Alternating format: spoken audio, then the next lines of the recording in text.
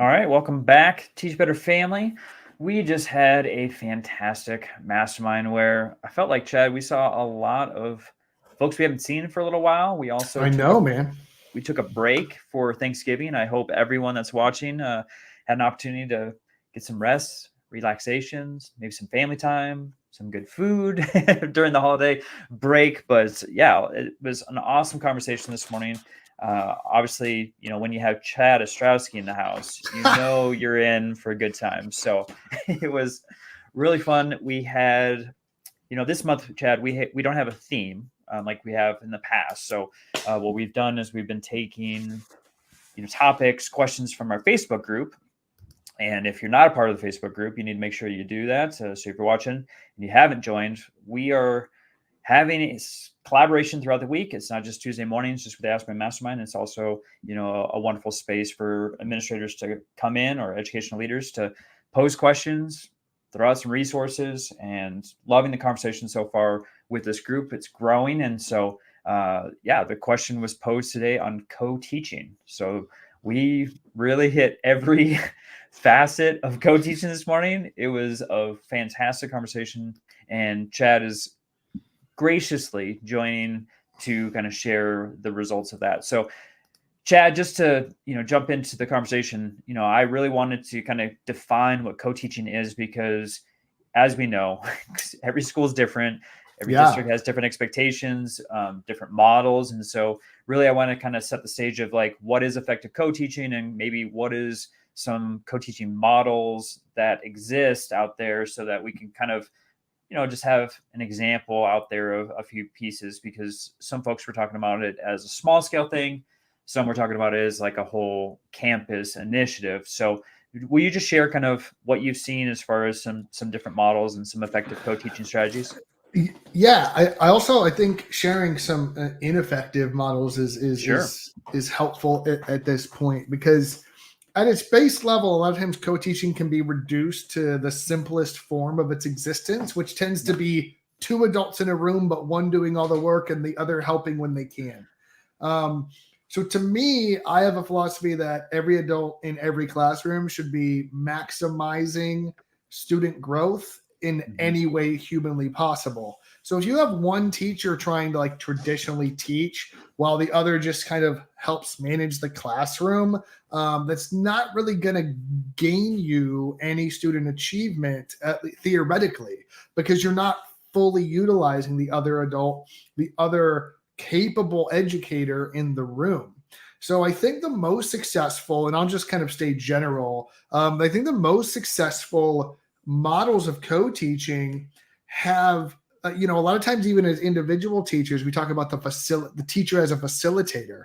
Yep. So a lot of times, I think that same thing goes for co-teaching. Like, how are both adults facilitating learning as needed in the space? So one of the cool things about co-teaching is that whether you want it to or not, I think it identifies gaps and areas of potential growth for individual teachers just as much as it shows you if they're good at bad at co-teaching. Because one of the most important things when we're talking about co-teaching is creating an environment at a basic level where both adults can impact kids on a day-to-day basis, not take turns, not just, and that's going to happen from time to time, but overall, are both adults able to work with, provide intervention, provide instruction and education for the kids in the room collaboratively and effectively to increase student achievement. And so I think, to me, like, that's a base level definition of what good teaching should be, good co-teaching should be, but also what we don't want it to be, which I think is just as important, especially if you're starting the process. So Chad, I know a lot of folks were talking about like stations and rotations within the co-teaching model. Will you just share kind of what examples were provided as far as what that might look like as far as the teaching aspect? Yeah, I mean, obviously things like station rotations, workshop model, all of those things, even things like PBLs are really conducive to co-teaching. Obviously, at Teach Better, we see a ton of grid method classrooms that get co-taught, which are self-paced mastery classrooms where there's a learning progression that's being facilitated by adults as the students work through it. So regardless of which of those models you're kind of looking at as an individual teacher, I think one of the big questions you need to ask if you're interested in co-teaching as a leader, if you're interested in co-teaching as an educator, or interested in co-teaching as like a district administrator, the first question you need to ask is, are our learning environment student-centered enough to even have successful co-teaching? Because if we have teacher-centered models, kind of sage on the stage sort of teaching going on, that's not going to be conducive to another adult in the room, and you're not going to receive the return on investment of human capital from adding another adult to the room, especially when, I mean, let's be honest, most administrators are struggling to get one teacher in every room, let alone two at this point. Now, co-teaching can be a solution to that as well from a logistical standpoint, because if you can put 50 kids in a room instead of 25, now you can have two adults in the same room with a larger group of kids. Like, there's logistical benefits you can probably utilize to increase human capacity. However, we still have to be careful that the instruction happening is ready and able to execute co-teaching effectively. And the best metric for that is, are you doing normal individual one-person instruction effectively? Because if not, you're not going to see those returns from the investment that you're making. Yeah. So Chad, let's go through some of the struggles that some of our administrators were seeing. And one of them was kind of the planning stages of co-teaching, because right. a lot of times it's more about, coexisting and focusing on my content area that I'm comfortable with or my expertise versus it being more of a shared space. And so will you just kind of talk through as far as like the planning process and how to execute that collaboration prior to the lessons? Yeah, I love talking about this because I think it actually fits for co-teaching and regular teaching, right? Yeah. Like instructional planning by the seat of your pants is never going to be successful. If I'm just planning for tomorrow or getting through the week, I mean, that's going to happen just in the real world every now and then, just because life and just because that's the life of a teacher. Like, there's going to be times when things go wrong, or when you're up all night with your kid because they're sick and you just there's things that happen. So let's assume on most days, right? On most days, we want to have a trajectory, a path, a progression of learning that's being facilitated in the classroom. So I think from a planning perspective, we cannot be planning day-to-day, moment-to-moment, flying by the seat of our pants and hoping stuff sticks to the wall when we throw it. Yep. If we want co-teaching to be successful, because especially a lot of times you'll have a content expert and a non-content expert because they're kind of swapping, like a science expert and a social studies expert, or a math expert and an ELA expert. And they might be co-teaching, but one's there as a non-content expert but capable educator, and one's there as the primary planning partner and the content expert. So when you have that dynamic, you have one of those individuals that is not going to be as confident in the content. That means that the primary planning person needs to be able to provide them resources ahead of time, a plan ahead of time, explicit expectations and instructions. And it has to go both ways, because there's going to be another point where you're teaching the other content and co-teaching the other way potentially. So a lot of times adults simply will go, I didn't know what to do, so I did nothing. Yep. I literally heard this yesterday in a meeting with teachers when I was doing a coaching session with them. They were like, well, I just kept on asking, what can I do to help? And if you're starting your planning with, if you're already in the classroom and instruction's already happening and you're asking the question, what can I do to help? You're already like a week behind. Like you're already behind the 8 ball, because now you're just trying to figure it out as it goes. Versus you walk into the room and that primary teacher has a plan that's ready to go that hopefully was able to be co-planned, but if not, just due to logistics or co-planning time or whatever, hopefully they can go, hey, today I'm going to do a 10-minute mini lesson. Then we're going to split the classroom into stations or groups, or you're going to take these kids that need it, or these kids are on level 2 of the grid, so you're going to go in this hallway with them while I work with level 1 kids on their progressions. If you're doing a grid method classroom, whatever that is, if there's not a long-term instructional plan, it's hard to utilize fully the other adult in the room, because then you're just wasting time going, I guess you can just help Billy over there because he needs it. Right. Versus let's strategically use the people we have to maximize student growth, which I'm going to just keep saying that over and over again because it needs to be said.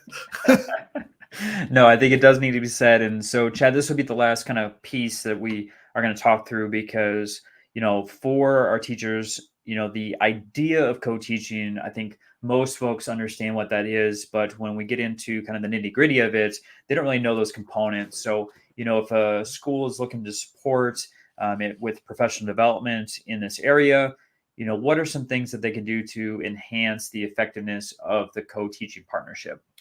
Yeah, so I mean, training and development is what we do. So we see this a lot. And there's, I think I even mentioned this in the meeting where like there's two sides of this coin. There's the co-teaching side, which we've even started offering training on models of co-teaching and specific training on how to collaborate with others effectively and execute co-teaching. So like there's like the very specific, this is how you co-teach training and development, which there's a ton of resources out there. There's a lot of different models and you can kind of choose what fits best for you or partner with someone like us to kind of help guide you in that training and development. But there's also like the precursory work that needs to occur before you even have that conversation. So I always ask the question when whether it's we want to do standards-based grading or we want to do co-teaching or we want to do mastery or we want to do, I will always go, where are you at now instructionally and what needs to happen before that? And Josh, we work with schools all the time putting together strategic plans. And that's why that becomes so important when we go, hey, where are you at now? Because we can't hop, skip, and jump to where you want to be unless we've laid the right foundation. So for example, if they're not doing backwards design or planning ahead, having a co-teaching model is not necessarily going to help, other than it's going to be easier for the other teacher in the room, maybe, right? It's not really going to impact kids. And so looking at the instruction and going, is the instruction we're already doing as individual teachers conducive to another adult maximizing impact in the space? Because if we're doing like traditional 1920 stand and deliver lecture 45 minutes a day kind of instruction, another adult in the room is not going to increase student achievement. Like I promise, you can quote me on this, right? Like it might help with some management and it will make it easier for the adults in the room. That's what it will do. And it might feel better for the adults in the room, but the actual impact on kids will probably be minimal if the instructional environment is not conducive. So when you're looking for a training or development or a planning partner, a strategic partner in terms of executing this work, you have to be asking the questions, is it just the co-teaching we need training on, or are there other gaps that we need too? And make sure you're having those conversations, because 9 times out of 10, you can do both at the same time. But if you're not filling in the cracks and the gaps for professional practice, you're going to have a hard time getting the plane off the ground, because you're just going to end up increasing human capacity while not increasing student achievement. And that to me it's just a bad recipe every single time. We have to make sure if we're using more human capacity when it's at a premium for educators across the country and schools and districts across the country, that when we put another adult in a space, they're maximally impacting student learning. And if a teacher wants another teacher to co-teach with, how are they going to utilize that? Are they making that right case? So to me, from training and development, identify your gaps. Is it a planning gap, or are all those pieces in place? Like, for example, if you already have a teacher running station centers or the grid method or mastery learning or personalized learning or PBLs all the time, another adult's going to be great in that space. It's already student-centered. It's already set the stage for really successful co-teaching. But if you have a teacher that's just lecturing 45 minutes a day, giving a quiz on Friday, another adult's not really gonna be able to help much more than, Billy has a question, can you help them with it while I continue doing what I want to do or what I'm doing. And there's middle ground there too. It's not all just like one or the other, but just be aware and be honest with yourself before you enter into training and invest the money and resources about where your staff actually is. And if co-teaching is going to be beneficial, I think a lot of times it is beneficial, but make sure you've put the work and the training and the development in place first to make sure that that's going to be successful. Chad, one last point. I love the idea of like, once you have this established, and you had talked about like building small, that, maybe you have a pilot classroom where you have it exactly the way that you want it. It's going extremely well. The expectations are set and the teachers are executing. Having that as like a model classroom for others to come in to observe, to see what that looks like, for them to take notes and whatnot, to then bring that into their own classroom when they start to co-teach. Yeah, absolutely. Whenever we work with a school on a large shift or a large initiative, we always recommend that you start small and scale up over time. Most large shifts in instruction take 2 to 3 years minimum. Minimum. That means if you want it to work, at least be willing to be patient for 2 to 3 years. Some take 3 to 5 years, and that's even better if you have the time and the runway and the budget and whatever else. However, like if you want to make long-term change and big impact changes to any school or initiative, the best place to start is having a pilot group of 10 or 15%, or even 2 or 3 pilot classrooms that you can point to and go, this is the model. When teachers can see, smell, taste, hear, and touch the what they maybe not taste, especially elementary school. Or smell. Or a middle school. When teachers can like tactily look and go, that's what this looks like successfully, you will remove a barrier automatically, because they will go, what's your excuse now? Because I assume that you have the same professional capacity as your colleague. So now what excuses do we have? It's already happening in our school, in our building, in our hallway, in our grade level, in our subject with our kids. So you tell me why we can't do this. So this goes with co-teaching or any initiative you're currently working on or thinking about implementing next year. Be patient, start small, scale up over time, create models and pilots so that you can point to something. But also make sure you're not like sending teachers out to dry. So like we've also had districts that go, well, we're just going to train these couple groups of teachers and then expect it to just like magically happen. So like make sure you're holding the hand of those pilot teachers and make sure they feel successful, making sure that it's not a one and done training and now all of a sudden everybody's an expert. You need to make sure if you want things to work, you have to invest the time, the energy, and the support to allow them to work. Otherwise, they will falter, they will fail, or they will get wobbly really quick, and you won't have a model classroom, and now you're kind of stuck, right? So if you're going to make the investment, do it the right way, take your time, don't rush things, and that's what we've found over the last 10 years to be really effective. Yeah, great points, Chad. All right, everyone. It was great to see you. Just if you're checking us out for the first time, you landed on YouTube and you found this video, you can join us every Tuesday morning, 9 a.m. Eastern time. Love these collaboration sessions, and you can go to teachbetter.com/mastermind. It is free. You don't have to pay a dime to join these sessions, and you are guaranteed to at least find some additional resources, hear some wonderful models from different administrators all over the country, actually even Canada. So we've got folks all over the place joining. And then, for everyone that's already a part of the group, make sure that you go on to facebook.com/groups, Teach Better Admin Mastermind. That group is growing every single day. So make sure you're jumping in there. And then, if you have a topic that's something that you want to discuss on a Tuesday morning, you can either put it in the comment section here on YouTube, or you can get in that Facebook group and drop a post, and we'll make sure that we address it in one of these sessions. And then, of course, on YouTube, you can go ahead and hit that little subscribe button. Make sure you hit the bell, so that way every week when this video drops, so that you can gain some more insight if you were not able to participate in the meeting. Chad, as always, I appreciate you. Thank you so much for your wisdom this morning. It was such an awesome conversation. Thanks, Ben.